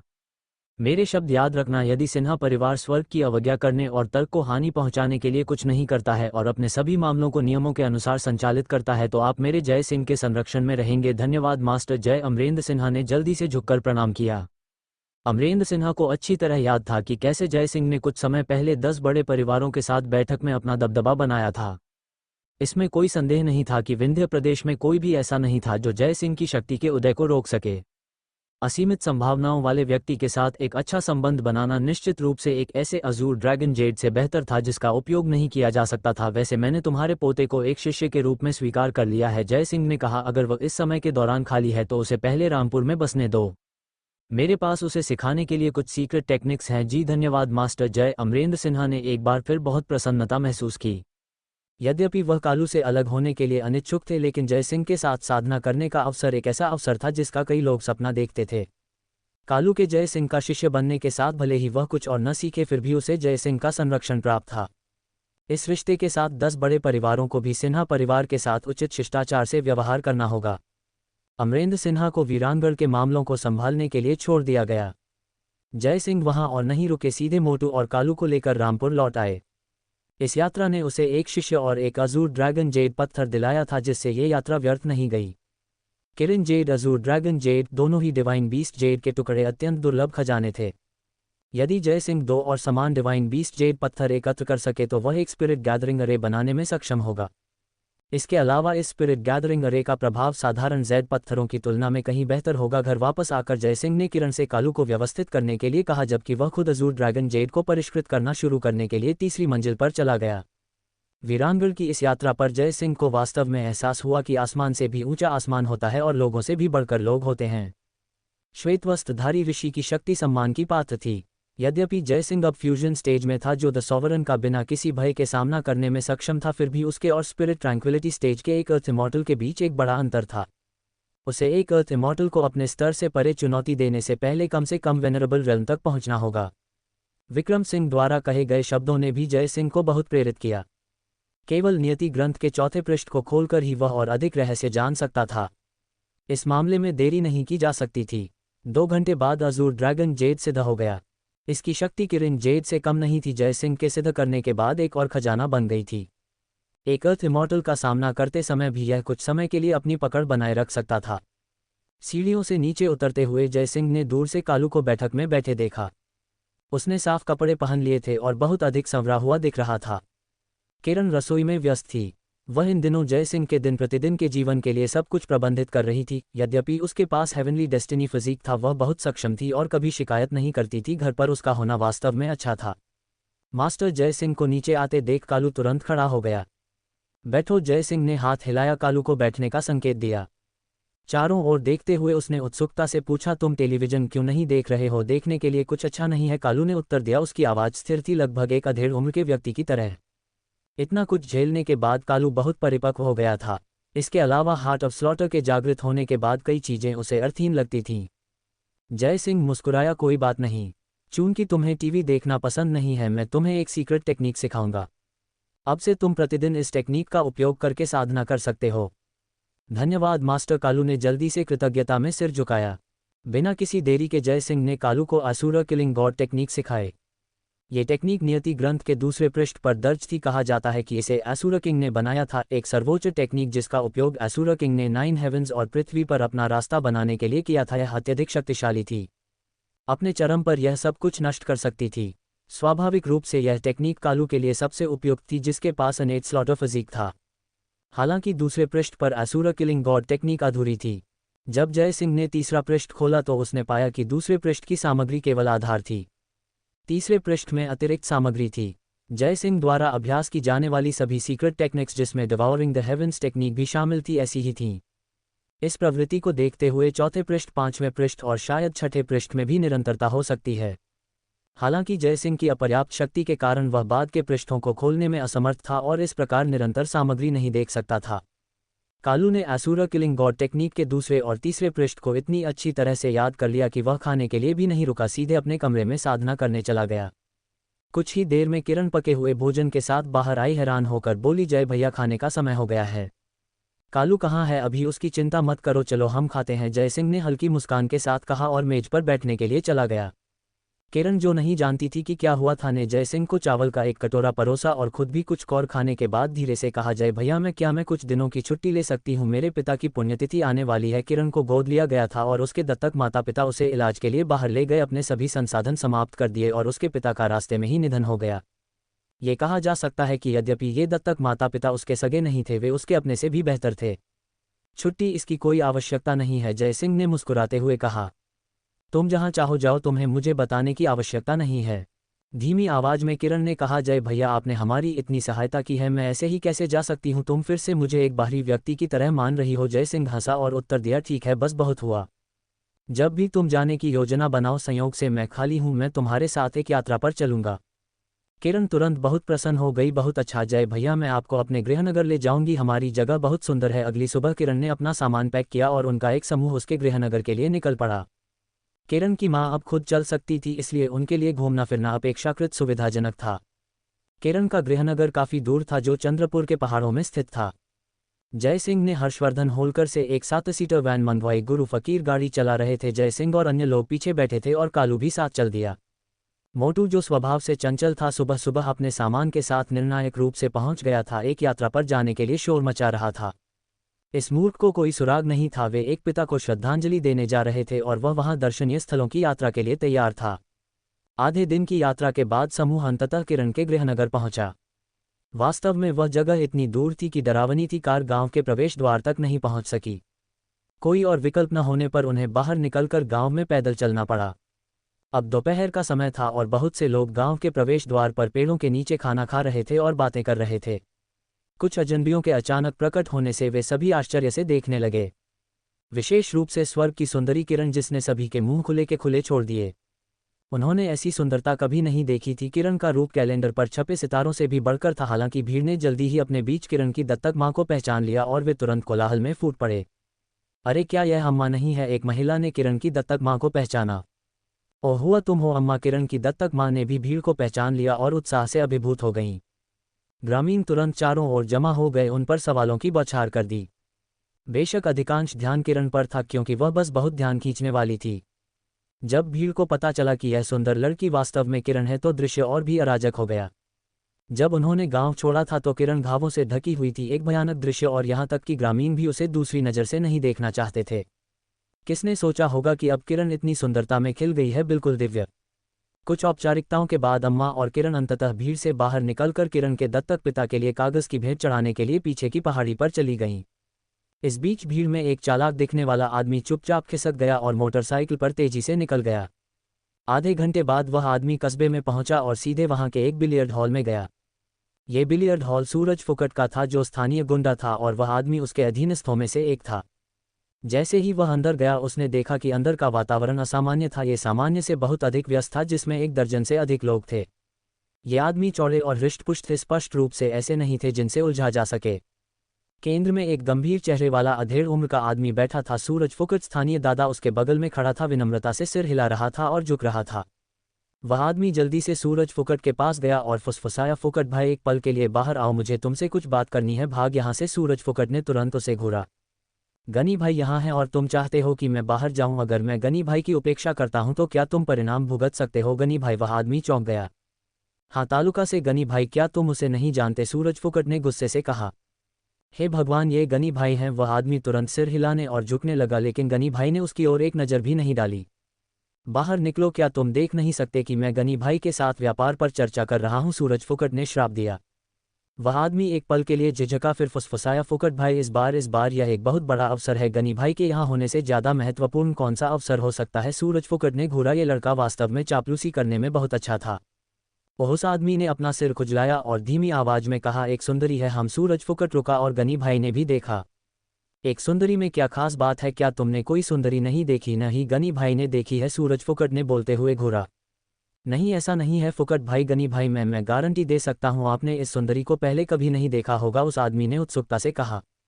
वह बहुत सुंदर है, किसी भी हस्ती से 100 गुना ज़्यादा सुंदर। हाँ, ईशा है ना? मुझे लगता है कि यह लड़की उससे भी ज़्यादा सुंदर है। सच में? गनी भाई ने कहा। वह इतनी सुंदर है? वह कहाँ है? तुम्हारे सपनों में? भीड़ हंसी में फूट पड़ी। उस आदमी का चेहरा तात्कालिकता से लाल हो गया। वह हमारे गांव की है, कब्रों पर जाने के लिए वापस आई है, दफा हो जाओ। सूरज फुकट ने तुरंत कहा, तुम्हारे गांव से किस तरह की सुंदरी आ सकती है? धिक्कार है, बकवास मजाक करना बंद करो, तुम्हारा गाँव सिर्फ देहाती लड़कियों से भरा है। गनी भाई, फुकट भाई, मैं अपनी जान की कसम खाता हूँ आपने इस सुंदरी को कभी नहीं देखा। वह आश्चर्यजनक रूप से सुंदर है, उस आदमी ने आग्रहपूर्वक जोर दिया। अगर वह पर्याप्त सुंदर नहीं है तो आप मुझे मार सकते हैं। सूरज फुकट और गनी भाई ने एक दूसरे को देखा। क्या यह आदमी इतना निश्चित हो सकता है? एक पल की चुप्पी के बाद सूरज फुकट ने कहा, तो क्या हुआ अगर कोई सुंदरी है? उस आदमी ने फुसफुसाया। यह ऐसा है, उनके परिवार पर सालों पहले का हमारा पैसा बकाया है। ज़्यादा नहीं, सिर्फ 30 रुपये, लेकिन 10 साल से ज़्यादा हो गए हैं। चक्रवृद्धि ब्याज के साथ यह बहुत हो जाएगा। अगर हम पैसे मांगने जाते हैं और वे भुगतान नहीं करते हैं तो हम लड़की को जमानत के रूप में ले सकते हैं। वह आदमी सूरज फुकट के करीब झुका और चुपचाप कहा, फुकट भाई, ये लड़की तसक वास्तव में प्यारी है, बस बहुत सुंदर है। यह मौका चूक गए तो दूसरा नहीं मिलेगा। सूरज फुकट ने गनी भाई की ओर देखा, जिसने एक पल के लिए सोचा, फिर कहा, ठीक है, चलो देखते हैं। छोटे मास्टर चमन शायद ही कभी यात्रा के लिए नीचे आते हैं। अगर हम उन्हें साथ रखने के लिए एक सुंदरी ढूंढ सके तो हम उनकी सेवा कर रहे होंगे। जब छोटे मास्टर चमनलाल भाई से हमारी अच्छी बातें करेंगे। सूरज फुकट, तुम सिर्फ इस शहर में ही नहीं रहोगे? सूरज फुकट बहुत प्रसन्न हुआ। ठीक है गनी भाई, मैं इस मामले को आपके लिए खूबसूरती से संभालूंगा। वह आदमी भी प्रसन्न था, ये जानते हुए कि अगर यह मामला सफल हो गया तो उसके लिए भी लाभ होगा। गनी भाई नहीं गए। सूरज फुकट 1 दर्जन अधीनस्थों को लेकर उस आदमी के पीछे गांव की ओर चल पड़ा। जब वे गांव पहुंचे तो किरण और उसका समूह अभी कब्रों से नीचे आए थे और गांव के प्रवेश द्वार पर लोगों से बातें कर रहे थे। फुकट भाई, वह है? उस आदमी ने किरण की ओर इशारा किया। सूरज फुकट ने एक नज़र डाली और उसकी आंखें चौड़ी हो गईं। क्या इस दुनिया में वाकई ऐसी सुंदरियां हैं? जय सिंह और उसके साथी गांव से निकलने की तैयारी ही कर रहे थे कि सूरज फुकट और उसका समूह सीधे आकर उनका रास्ता रोकने लगा। अम्मा, किरण इतनी जल्दी में जाने की? वह आदमी ओमिनसली हंसते हुए पास आया, किरण की बांह पकड़ने के लिए हाथ बढ़ाया, लेकिन कालू ने उसे सीधे रोक दिया। उस आदमी का भाव बदल गया जब उसने कालू की गर्दन पकड़ने के लिए हाथ बढ़ाया। धिक्कार है छोटे कछुए के बच्चे, तुम्हें लगता है कि तुम आसमान पलट सकते हो, लेकिन इससे पहले कि उसका हाथ कालू की गर्दन पकड़ पाता उसे खुद कालू ने पकड़ लिया। एक साधारण मोड़ के साथ उस आदमी की कलाई एक तरफ मुड़ गई, जिससे वह दर्द से चीख पड़ा। धिक्कार है, लड़ने की हिम्मत। सूरज फुकट ने तुरंत अपने आदमियों को आगे बढ़ने का नेतृत्व किया। कालू ने उस आदमी को नीचे रखा और उसका दाहिना हाथ उसकी कमर पर गया, जहां वह अपनी रसोई की छुरी रखता था। तुम क्या करने की कोशिश कर रहे हो? अम्मा ने जल्दी से हस्तक्षेप किया। मैं क्या करने की कोशिश कर रहा हूँ? उस आदमी ने घूरा। अम्मा, क्या तुम भूल गई हो? तुम पर अभी भी हमारा पैसा बकाया है। अम्मा ने जल्दी से उत्तर दिया। ओ योगेश, जो पैसा मैं तुम्हारे परिवार का बकाया हूँ मैंने तुम्हारी माँ को पहले ही चुका दिया है, पूरे 300। उस पिछले उपकार के लिए बहुत बहुत धन्यवाद। 300, उस आदमी ने चिल्लाया। क्या तुम एक भिखारी को खारिज करने की कोशिश कर रही हो? 300 का क्या होता है? लेकिन तुमने हमें केवल 30 उधार दिए थे, अम्मा ने कहा। वह 12 साल पहले की बात है। क्या तब के 30 अब के 30 के बराबर हैं? उस आदमी ने कहा। अम्मा, तो तुम कितना चाहते हो यह? उस आदमी ने रुका। सूरज फुकट की ओर देखते हुए अनिश्चित था कि कितनी राशि कहनी है। 3 लाख, सूरज फुकट ने कह दिया। ये राशि उसकी कल्पना की सीमा थी। 3 लाख! अम्मा डर से कांप उठी। ये कैसे संभव है? 30 रुपये, ये कैसे 3 लाख में बदल सकता है? बुढ़िया, क्या तुम नहीं जानती कि चक्रवृद्धि ब्याज क्या होता है? सूरज फुकट ने कहा। 30 रुपये, 12 साल, 3 लाख। मैंने तुम्हें पहले ही काफ़ी छूट दे दी है। अगर कोई और हिसाब लगाता तो वे तुमसे 30 लाख मांगने की हिम्मत करते। मानो या न मानो, तुम सिर्फ लोगों को परेशान कर रहे हो, अम्मा ने उत्सुकता से कहा। बकवास बंद करो, सूरज फुकट ने कहा। कर्ज चुकाना एक स्वाभाविक कर्तव्य है। 3 लाख क्या तुम चुकाओगी? अगर नहीं तो हम तुम्हारी बेटी को जमानत के रूप में ले जाएंगे। इस समय सूरज फुकट और उसके लोगों ने खुले तौर पर अपने असली रंग दिखाए। गुरु फकीर ने ठंडी सांस भरी। 3 लाख! क्या तुम्हें डर नहीं है कि तुम्हारा लालच तुम्हारा पेट फाड़ देगा? बूढ़े आदमी, तुम्हें किसने बोलने दिया? सूरज फुकट ने घूरा। मैं केवल इन 2 महिलाओं से बात कर रहा हूं और जो कोई भी फिर से बीच में बोलेगा मैं उसे मार डालूंगा। धिक्कार है, तुम बहुत घमंडी हो रहे हो। सोचते हो कि तुम कानून के बाहर जो चाहो कर सकते हो। मोटू अब और नहीं रोक सका। हरामखोर, हमला करो! सूरज फुकट गुस्से से फट पड़ा। उसके अधीनस्थ तुरंत बाहर निकल आए। गुरु फकीर ने हाथ उठाए, एक चाल चलने के लिए तैयार। उस समय कालू पहले आगे बढ़ा। सबसे आगे बढ़ते हुए वह सीधे लाइन में पहले व्यक्ति के पास गया। तुम, धिक्कार है, खरगोश के बच्चे! मौत की तलाश में उस आदमी ने कालू की ओर अपना पैर मारा। कालू निर्णायक था। उसके दाहिने हाथ ने रसोई की छुरी निकाली और जोर से नीचे की ओर काटा। उस आदमी का पैर काट दिया। आउच! वह आदमी तुरंत दर्द से चीख पड़ा। उसके पीछे की भीड़ तुरंत स्तब्ध रह गई, लेकिन तब तक कालू ने उन पर हमला कर दिया था। लगातार वार से 2 और को नीचे गिरा दिया। मौजूद सभी लोग स्तब्ध थे। इस बच्चे के वार वे इतने शातिर कैसे हो सकते हैं? कालू, बस बहुत हुआ, जय सिंह ने अंततः कहा। कालू फिर रुक गया, ध्यान से छुरी से खून पोंछा और धीरे धीरे जय सिंह के पास पीछे हट गया। जय सिंह ने सूरज फुकट पर एक नज़र डाली। क्या तुम यहाँ से भागोगे नहीं, या तुम यहाँ मौत का इंतजार करने की योजना बना रहे हो? सूरज फुकट डर के मारे पागल हो गया था। शहर में वह एक स्थानीय अत्याचारी था और लड़ना झगड़ना उसके दायरे में था, लेकिन उसने पहले कभी इतने क्रूर व्यक्ति का सामना नहीं किया था। हाथ पैर काटना उसकी वाइल्डेस्ट कल्पना से परे था। अगर वे लड़ना जारी रखते तो वे निश्चित रूप से नुकसान में होते। तुम्हारे पास हिम्मत है? सूरज फुकट ने हाथ से इशारा किया और उसके आदमी 3 घायलों को सहारा देते हुए घबराहट में भाग गए। योगेश भी डर गया था और जल्दी से उनके साथ भागा। धिक्कार है, मोटू उनके पीछे भागना चाहता था, लेकिन जय सिंह ने उसे रोक दिया। छोटे मोटे लोग परेशान होने लायक नहीं, जय सिंह ने धीरे से कहा। हालांकि अब जब हम यहाँ हैं तो चलो कुछ ऐसे काम निपटा लें जिन्हें निपटाने की जरूरत है। क्या काम? मोटू ने उत्सुकता से पूछा। जय सिंह मुस्कुराया, कुछ नहीं कहा और समूह को वापस कार में ले गया, सीधे शहर की ओर। सूरज फुकट और उसके आदमी व्यवहारिक रूप से रेंगते हुए बिलियर्ड हॉल में वापस पहुंचे, जहां गनी भाई एक युवक के बगल में खड़ा था, मुस्कुरा रहा था और छोटी मोटी बातें कर रहा था। सूरज फुकट और दूसरों को अंदर आते देख गनी भाई की भौहें तन गईं। ये क्या है? छोटे मास्टर चमन के सामने इतना हंगामा कर रहे हो, ये कैसा दिखता है? तभी सूरज फुकट ने उस युवक को देखा। उसके पैर कमजोर हो गए और वह लगभग घुटनों के बल बैठ गया जब उसने कांपती आवाज में कहा, छोटे मास्टर चमन, मैं मुझे खेद है। छोटे मास्टर चमन ने उसकी ओर देखने की भी जहमत नहीं उठाई। सूरज फुकट ने अपना सिर खुजलाया और जल्दी से कहा, गनी भाई, मैंने उसे अभी देखा। वह लड़की, वह वास्तव में आश्चर्यजनक है। मैंने अपने जीवन काल में देखी किसी भी फिल्म स्टार से ज्यादा सुंदर है। हम छोटे मास्टर चमन ने अपना सिर घुमाया, स्पष्ट रूप से रुचि रखते हुए। गनी भाई की आंखें भी चमक उठीं और उसने तुरंत कहा, तो तुम उसे यहाँ क्यों नहीं लाए? छोटे मास्टर चमन के शहर में होने से वह कुछ मस्ती के लिए उनके साथ शामिल हो सकती थी। नहीं, मैं उसे लाने वाला था, लेकिन उसके साथ वाले लोग काफ़ी सख्त हैं। सूरज फुकट ने फुसफुसाया, जैसा कि आप देख सकते हैं मेरे भाइयों को छुरा घोंपा गया है। सूरज फुकट के पीछे घायलों को देखकर गनी भाई का भाव ठंडा हो गया जब उसने कठोरता से कहा, उनकी पृष्ठभूमि क्या है? यहाँ परेशानी पैदा करने की इतनी हिम्मत? क्या ये पास के जिलों के मालिक हो सकते हैं? हम भले ही यह वे थे, तो क्या छोटे मास्टर चमन के यहाँ होने से क्या वे उनके साथ प्रतिस्पर्धा करने की हिम्मत करते हैं? छोटे मास्टर चमन गनी भाई के शब्दों से खुश था, चापलूसी से प्रसन्न था। ये हमारे चंद्रपुर शहर से कोई नहीं होना चाहिए, सूरज फुकट ने कहा। वे कार से आए थे और लाइसेंस प्लेट से ऐसा लगता है कि वे रामपुर शहर से हैं। धिक्कार है, रामपुर शहर के लोग हमारे चंद्रपुर शहर में जंगली दौड़ने की हिम्मत करते हैं। छोटे मास्टर चमन तुरंत भड़क गया, ये क्या बकवास है? क्या वे मेरे पिता पर बिल्कुल भी विचार नहीं करते हैं? छोटे मास्टर चमन, अपना गुस्सा शांत करें। वे शायद सोचते हैं कि चूंकि चमनलाल भाई शहर में हैं, वह हमारी छोटी जगहों पर नहीं आएंगे, इसलिए वे यहाँ आकर रहे हैं। गनी भाई ने जल्दी से जवाब दिया, कृपया प्रतीक्षा करें, मैं कुछ आदमियों को ले जाकर उन्हें पकड़ लूंगा। मैं उन्हें समझा दूंगा कि चंद्रपुर शहर के क्षेत्र के भीतर यह सब चमनलाल भाई का इलाका है और कोई भी उनके मैदान पर जंगली दौड़कर अकड़कर नहीं जा सकता है। गनी भाई की चापलूसी एकदम सही थी और छोटे मास्टर चमन तुरंत गर्व से मुस्कुराया, अपना हाथ हिलाते हुए। अच्छा, मैं ये तुम्हें संभालने के लिए छोड़ता हूँ। याद रखना, इसे अच्छी तरह से करो, चंद्रपुर शहर की ताकत का प्रदर्शन करो। अगर तुम सफल होते हो तो अब से तुम मेरे पीछे चलोगे। गनी भाई बहुत खुश हुआ और जल्दी से झुक गया। धन्यवाद छोटे मास्टर चमन।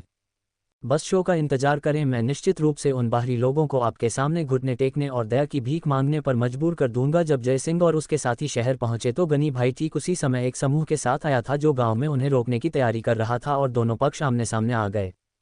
गनी भाई, ये वही है? सूरज फुकट ने जय सिंह और दूसरों की ओर इशारा करते हुए कहा। इन्होंने ही पहले शुरुआत की थी, उन्हें रोको। गनी भाई ने हाथ हिलाया और उसके गुर्गे तुरंत जय सिंह और उसके दल को ले जा रही गाड़ी को रोकने के लिए दौड़ पड़े।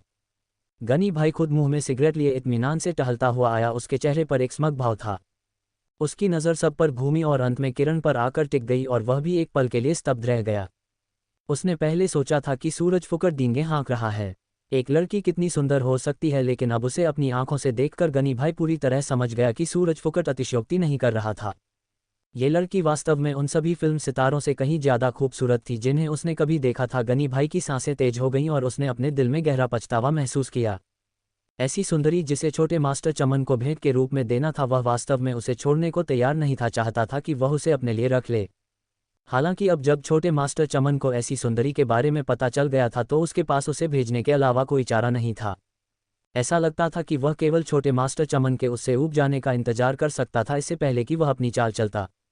यो अच्छी कार चला रहे हो हैं? गनी भाई कार के पास गया और उसके शरीर पर लात मारी, फिर अचानक गुस्से में भौंका। धिक्कार है, तुम्हें लगता है कि तुम यहाँ सिर्फ इसलिए अकड़ सकते हो क्योंकि तुम्हारे पास कुछ बदबूदार पैसा है? सच में सोचते हो कि तुम चंद्रपुर शहर में जंगली दौड़ सकते हो? कालू ने तुरंत रसोई की छुरी पकड़ ली, उसकी मारने की इच्छा अब प्रबल हो गई थी।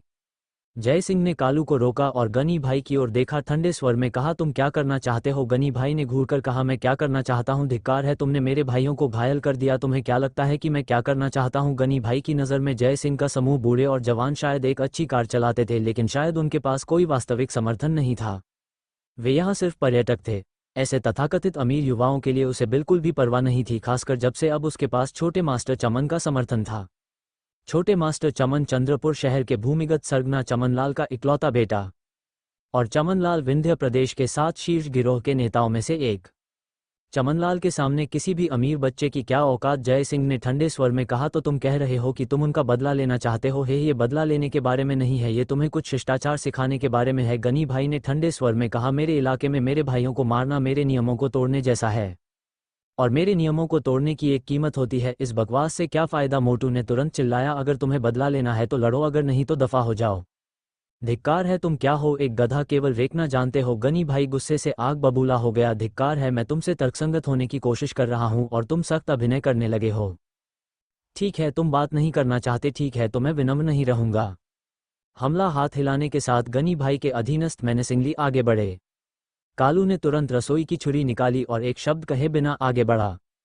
तुम छोटे बच्चे, ये तुम फिर से हो? सूरज फुकट ने श्राप दिया, लेकिन वह जल्दी से कई कदम पीछे हट गया, आग्रहपूर्वक कहते हुए, ये छोटा हरामखोर जब हमला करता है तो वास्तव में शातिर होता है। सब लोग सावधान रहना। भीड़ तुरंत रक्षात्मक हो गई और 3 हृष्टपुष्ट आदमी दौड़कर आए, कालू को नीचे गिराने की कोशिश कर रहे थे। कालू, जिसने हार्ट ऑफ स्लॉटर को जगाया था, तीव्र गति से प्रगति कर रहा था और ची रिफाइनिंग रेल्म में प्रवेश करने वाला था। ये हृष्टपुष्ट आदमी कालू के सामने कुछ भी नहीं थे। 3 आदमियों को चकमा देते हुए कालू ने अपनी छुरी से लगातार वार किए, तीनों हृष्टपुष्ट आदमियों को जमीन पर गिरा दिया। दूसरे तुरंत स्तब्ध रह गए। 3 मजबूत आदमी एक बच्चे को नहीं संभाल सके। क्या हो रहा था? उन्हें मारो, उन्हें मौत के घाट उतार दो, गनी भाई ने चिल्लाया, और उस औरत को मेरे लिए पकड़ो। धिक्कार है, बाकी सबको अपंग कर दो। उसके पीछे के लोग सभी आगे बढ़े, जय सिंह और उसके साथियों को घेरने का इरादा रखते हुए। मोटू ने कार से एक रिंच लिया, एक थ्रेटनिंग उपस्थिति के साथ लड़ाई में शामिल होने के लिए तैयार, लेकिन जय सिंह ने उसे रोक दिया। इसे उस पर छोड़ दो। जय सिंह अपने हाथों को अपनी पीठ के पीछे रखकर खड़ा था। मोटू ने कालू पर एक नज़र डाली, जिसकी आंखें गुस्से से खून से लाल थीं, और स्थिर खड़ा रहा। कालू अपने हार्ट ऑफ स्लॉटर के साथ बस ऐसा कोई नहीं था जिससे ये साधारण लोग मेल खा सकें। कालू एक चीते की तरह फुर्तीला तेजी से बाहर निकला। कुछ चकमा देने के बाद उसने सबसे आगे के हमलावरों से बचा, फिर अपनी छुरी से जवाबी हमला किया, उन सभी को नीचे गिरा दिया। पीछे के लोग घबरा गए। उनमें से एक ने आग्रहपूर्वक चिल्लाया, अच्छा नहीं है, ये बच्चा युद्धकला जानता है, धिक्कार है, ये बहुत कठिन है, भागो। किसी ने भी कालू का सामना करने की हिम्मत नहीं की और निराशा में भाग गए, यहाँ तक कि गनी भाई भी बुरी तरह डर गया, भीड़ के साथ जल्दी से भाग गया। कुछ दूरी तक दौड़ने के बाद गनी भाई पीछे मुड़कर देखने से खुद को नहीं रोक सका और दहाड़ा, धिक्कार है, सिर्फ इसलिए कि तुम्हें थोड़ी युद्धकला आती है, तुम्हें लगता है कि तुम कानून से ऊपर हो। मैं तुम्हें बताता हूँ, मैं छोटे मास्टर चमन के लिए काम करता हूँ और मैं अभी उसे ढूंढने जा रहा हूँ। तुम बस अपनी मौत का इंतजार करो। जय सिंह ने एक शब्द नहीं कहा, अपने हाथों को अभी भी अपनी पीठ के पीछे रखकर वहां खड़ा रहा। कालू ने अपने शरीर से खून के धब्बे पोंछे और जय सिंह के पास लौट आया। शुरू से अंत तक उसने एक भी शब्द नहीं कहा था। गनी भाई घबराहट में पूल हॉल में वापस भागा और छोटे मास्टर चमन को कुछ युवकों के साथ बातें करते हुए पाया। छोटे मास्टर चमन, गनी भाई जल्दी से पास आया, एक समस्या हो गई है, वह बच्चा युद्धकला जानता है, हम उनके लिए कोई मुकाबला नहीं है, उसने हमारे बहुत से भाइयों को घायल कर दिया है। क्या? छोटे मास्टर चमन ने भौहें सिकोड़ी, क्या तुमने मेरा नाम नहीं लिया? मैंने लिया, लेकिन उसने इसे बिल्कुल भी गंभीरता से नहीं लिया, गनी भाई ने जल्दी से जवाब दिया। धिक्कार है, छोटे मास्टर चमन तुरंत भड़क गया, इतना घमंडी चंद्रपुर शहर में, यहाँ तक कि मेरा नाम छोटे मास्टर चमन भी कोई मायने नहीं रखता। छोटे मास्टर चमन, ऐसा लगता है कि आप अभी भी चंद्रपुर शहर में सब कुछ नियंत्रित नहीं कर सकते। एक युवक हंसा। छोटे मास्टर चमन का चेहरा और भी ठंडा हो गया और उसने गुस्से से कहा, युद्धकला कौशल का क्या मूल्य है? मेरे आसपास का हर अंगरक्षक युद्धकला जानता है। तुम मेरे अंगरक्षकों को वहां ले जाओ और उन सभी हरामखोरों को मेरे पास लाओ, मैं उन्हें खुद मारना चाहता हूं। गनी भाई बहुत खुश हुआ और जल्दी से कहा, छोटे मास्टर चमन, आपके अंगरक्षकों के कार्रवाई में आने से वे लोग आसानी से पकड़े जाएंगे। बस इंतजार करें, मैं अभी जाकर व्यवस्था करता हूं। हे, मुझे सच में उम्मीद नहीं थी कि एक आकस्मिक यात्रा पर ऐसी घटना का सामना करना पड़ेगा। एक और भव्य रूप से तैयार युवक हंसा। छोटे मास्टर चमन, आप यहाँ के स्थानीय मालिक होने के योग्य शायद ही हैं। छोटे मास्टर चमन, जो युवक से कुछ हद तक भयभीत था, ने जल्दी से जवाब दिया, यंग मास्टर वर्मा, ये सभी अप्रत्याशित घटनाएं हैं। निश्चिंत रहें, आपका चंद्रपुर शहर का दौरा करना हमारा सम्मान है, मैं ये सुनिश्चित करूंगा कि सब कुछ पूरी तरह से व्यवस्थित हो। ये कूदते हुए मस्खरे निश्चित रूप से आपके मूड को प्रभावित नहीं करेंगे, मुझे उम्मीद है, यंग मास्टर वर्मा ने ठंडी मुस्कान के साथ जवाब दिया। सबसे महत्वपूर्ण बात यह है कि वे हमारी योजनाओं को बर्बाद नहीं कर सकते। आप जानते हैं कि मेरा क्या मतलब है ना? चिंता न करें, सब कुछ अच्छी तरह से व्यवस्थित है। छोटे मास्टर चमन मुस्कुराया। जय सिंह और उसका समूह पूल हॉल तक नहीं पहुंचे थे कि गनी भाई एक बार फिर भीड़ के साथ दौड़कर आया। धिक्कार है, मैंने सोचा था कि तुम भाग गए हो, लेकिन तुम यहाँ हो, यहाँ रुकने की हिम्मत कर रहे हो। चूंकि तुम मौत मांग रहे हो तो मुझे अशिष्ट होने के लिए दोष मत देना। भाइयों, ये वही लोग हैं। गनी भाई के आसपास के लोग सभी छोटे मास्टर चमन के अंगरक्षक थे। किरण को देखकर उनकी आंखें भी चमक उठीं। इस लड़की को छोटे मास्टर चमन के पास वापस ले जाना निश्चित रूप से एक बड़ी उपलब्धि होगी, विशेष रूप से जब से इस बार प्रांतीय राजधानी से कई युवा मालिक आए थे, यहाँ तक कि छोटे मास्टर चमन भी उनकी आज्ञाकारी रूप से सेवा कर रहा था। अगर वह ऐसी लड़की को उन्हें उपहार में दे सकता तो छोटे मास्टर चमन निश्चित रूप से इन प्रांतीय युवा मालिकों के बड़े सहारे से चिपक सकेगा। अंगरक्षकों ने एक दूसरे को देखा, सभी ने दूसरों के विचारों को समझ लिया। मुख्य अंगरक्षक आगे बढ़ा और ठंडे स्वर में कहा, दोस्तों, क्या आप थोड़ा ज्यादा कठोर नहीं हो रहे हैं? कठोर मेरी बला से? मोटू ने जैसे ही बोला, श्राप दिया, तुम कितने हो और हम कितने? तुम्हारे पास अभी भी यह कहने का मुंह है कि हम कठोर हो रहे हैं? अगर हम नहीं होते तो हम बहुत पहले ही मर चुके होते। अंगरक्षक का चेहरा बर्फीला हो गया। मोटे, मैं तुमसे अच्छी तरह से बात कर रहा हूं और तुम वास्तव में मुझे श्राप दे रहे हो। मोटू ने तुरंत जवाब दिया, तो क्या हुआ अगर मैं तुम्हें श्राप दूं? तुम बदसूरत सनकी, तुम गोबर के ढेर की तरह दिखते हो और तुम मास्टर मोटू के साथ अच्छी तरह से बात करना चाहते हो। क्या तुम्हें मेरी भूख खराब होने का डर नहीं है? धिक्कार है। अंगरक्षक पूरी तरह से क्रोधित हो गया। हरामखोर, अगर तुम मौत की तलाश में हो तो मुझे दोष मत देना। लड़ाई किसने शुरू की? अब बाहर आओ। कालू सीधे आगे बढ़ा, जिससे अंगरक्षक आश्चर्य में रुक गया। ये बच्चा कहाँ से आया? दफा हो जाओ। कालू ने एक शब्द नहीं कहा और सीधे अंगरक्षक की ओर चल पड़ा। गनी भाई ने आग्रहपूर्वक कहा, बड़े भाई, यह वही था, ये बच्चा युद्धकला जानता है और वह विशेष रूप से निर्दयी है। ओह! अंगरक्षक ने घूरा, उसकी आवाज ठंडी थी। मैंने यह नहीं देखा, एक अभ्यासी है, हम बस एक बच्चा जिसने कुछ युद्धकला की चालें सीखी है। तुम सच में सोचते हो कि इस दुनिया में कोई भी तुमसे निपट नहीं सकता है? तो आओ मुझसे लड़ो, मैं तुम्हें 3 चालें दूंगा। इससे पहले कि अंगरक्षक अपनी बात पूरी कर पाता, कालू ने अचानक गति बढ़ाई, उसके पास दौड़कर आया। अंगरक्षक चौंक गया। कालू की गति भयानक रूप से तेज थी। इससे पहले कि वह प्रतिक्रिया कर पाता, कालू ने उस पर छुरी से वार कर दिया था। यह क्या बकवास है? एक रसोई की छुरी? अंगरक्षक घबराहट में पीछे हटा, लेकिन फिर भी उसकी बांह पर एक बड़ा घाव हो गया। धिक्कार है, तुम अब लड़ाई में रसोई की छुरियां ला रहे हो? अंगरक्षक ने सदमे में कहा। कालू हमेशा की तरह चुप ने फिर से छुरी से वार किया। इस बार अंगरक्षक ने लापरवाह होने की हिम्मत नहीं की, उसने अपनी पूरी ताकत से विरोध किया और कालू के बार बार के हमलों को रोका। अरे क्या तुम 3 चालें नहीं दे रहे थे? ये किस तरह की ढील है? मोटू ने बगल से ताना मारा। अंगरक्षक का चेहरा लाल हो गया। केवल इस आदान प्रदान से वह जानता था कि कालू शक्ति में उससे ऊपर था। अगर यह वास्तव में एक लड़ाई में बदल गया तो वह निश्चित रूप से नुकसान में होगा। तुम सब वहां क्या खड़े हो? सब हमला करो, उस लड़की को पकड़ो और उसे छोटे मास्टर चमन के पास वापस लाओ, अंगरक्षक ने जल्दी से चिल्लाया। तभी दूसरे अंगरक्षक होश में आए और जल्दी में आगे बढ़े। उनमें से 2 कालू के पीछे गए जबकि बाकी सीधे जयसिंह और उसके दल पर टूट पड़े। गनी भाई ने भी एक स्टील की पाइप उठाई, भयंकर गति के साथ जयसिंह की ओर बढ़ते हुए। उसकी नज़र में चूंकि जयसिंह के समूह ने कभी कोई चाल नहीं चली थी, केवल एक बच्चे को ऐसा करने दिया, ये संभावना थी कि वे युद्धकला नहीं जानते थे। कमजोर को धमकाना और मजबूत से डरना, यही गनी भाई सबसे अच्छा करता था। आखिरकार यह उसके जीवन का काम था। वे कुछ अंगरक्षक सबसे पहले जयसिंह के पास पहुंचे। उनमें से एक ने सीधे जयसिंह की गर्दन पकड़ने के लिए हाथ बढ़ाया। जयसिंह ने उपहास किया, उसका दाहिना हाथ उठा, अंगूठा उसकी मध्यमा उंगली पर दबाया, फिर अचानक झटका दिया, सीधे अंगरक्षक की कलाई पर मारा। अंगरक्षक ने एक भयानक चीख निकाली क्योंकि उसकी कलाई की हड्डियां जयसिंह के झटके से टूट गईं।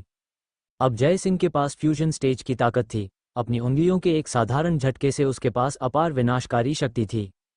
उस झटके से हड्डियों को तोड़ने की तो बात ही छोड़िए, एक पत्थर भी जयसिंह द्वारा चकनाचूर हो गया होता।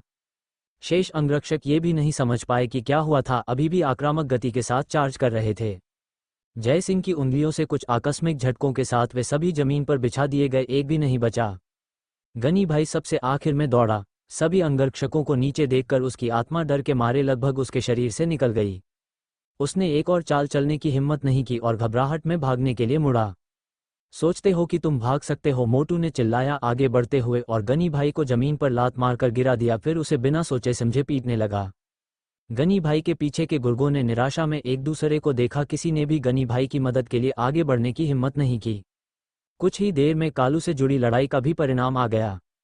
कालू को कुछ मामूली चोटें आई थीं, लेकिन तीनों हमलावरों को कालू ने काट दिया था। उनमें से प्रत्येक जमीन पर पड़ा था, बुरी तरह से कराह रहा था।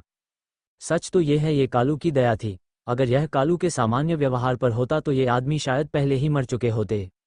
जयसिंह मोटू के पास गया और जमीन पर पड़े गनी भाई को देखा, धीरे से बोला, मैं तुम्हें एक मौका दूंगा।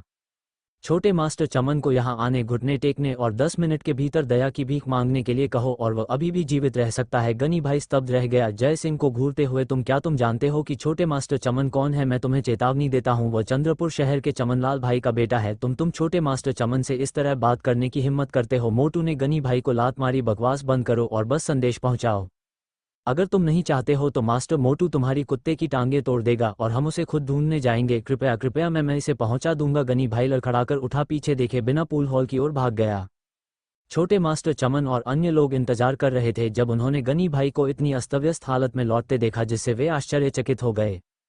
क्या हुआ? छोटे मास्टर चमन ने भौहें सिकोड़ी। छोटे मास्टर चमन, ये बुरी खबर है, यह एक कठिन अखरोट है, गनी भाई ने कांपती आवाज में कहा। जो कुछ अभी हुआ था उसे सुनाते हुए, जिसमें जयसिंह के अंतिम शब्द भी शामिल थे। भाड़ में जाए। छोटे मास्टर चमन ने मेज पर कप पटक दिया, श्राप देते हुए, हरामखोर, मुझे उसके पैरों पर घुटने टेकने और दया की भीख मांगने के लिए कह रहा है। वह खुद को समझता क्या है? यह नहीं जानता कि यह चंद्रपुर शहर है। मैंने उन्हें बताया, मैंने चमनलाल भाई का नाम भी लिया, गनी भाई ने कांपती आवाज में कहा, लेकिन उन्होंने चमनलाल भाई को पूरी तरह से नजरअंदाज कर दिया। क्रोधित होकर छोटे मास्टर चमन ने ठंडे स्वर में उपहास किया, अच्छा, उनके पास कुछ हिम्मत है, यहाँ तक कि मेरे पिताजी को भी ध्यान में नहीं रख रहे हैं। ठीक है, मैं देखना चाहता हूं कि वे किस चीज से बने हैं। चंद्रपुर शहर में इतना सख्त अभिनय करने की हिम्मत कर रहे हैं। गनी भाई थोड़ा झिझका, फिर फुसफुसाया, छोटे मास्टर चमन, अगर वे इतना सख्त अभिनय करने की हिम्मत करते हैं तो वे शायद ब्लफिंग नहीं कर रहे हैं। क्या वे 10 बड़े परिवारों से हो सकते हैं? हम छोटे मास्टर चमन चौंक गया। अगर वे वास्तव में 10 बड़े परिवारों से थे तो वह उनसे उलझने की हिम्मत नहीं करता। उस समय उनके बगल में एक युवक हंसा, तो क्या हुआ अगर ये 10 बड़े परिवार हैं? यंग मास्टर वर्मा के यहाँ होने से 10 बड़े परिवारों के अन्य युवा मालिक क्या गिन सकते हैं? तुरंत छोटे मास्टर चमन यंग मास्टर वर्मा की ओर मुड़ा और सम्मानपूर्वक कहा, यंग मास्टर वर्मा, अगर यह वास्तव में 10 बड़े परिवार हैं, ये कुछ भी नहीं है। यंग मास्टर वर्मा ने अपना हाथ हिलाया, मैं तुम्हारे साथ चलूंगा। आखिरकार तुम मेरे लिए काम कर रहे हो, इससे क्या फर्क पड़ता है? अगर ये 10 बड़े परिवारों से कोई है विंध्य प्रदेश में यादव परिवार की बेटी के अलावा, मैंने किसी और को गंभीरता से नहीं लिया है। छोटे मास्टर चमन ने तुरंत गर्मी की एक लहर महसूस की, क्योंकि यंग मास्टर वर्मा विंध्य प्रदेश में कुख्यात रूप से दबंग था। इन युवा मालिकों में वह वास्तव में शीर्ष हस्तियों में से एक था। उसकी मदद से चिंता करने की क्या बात थी?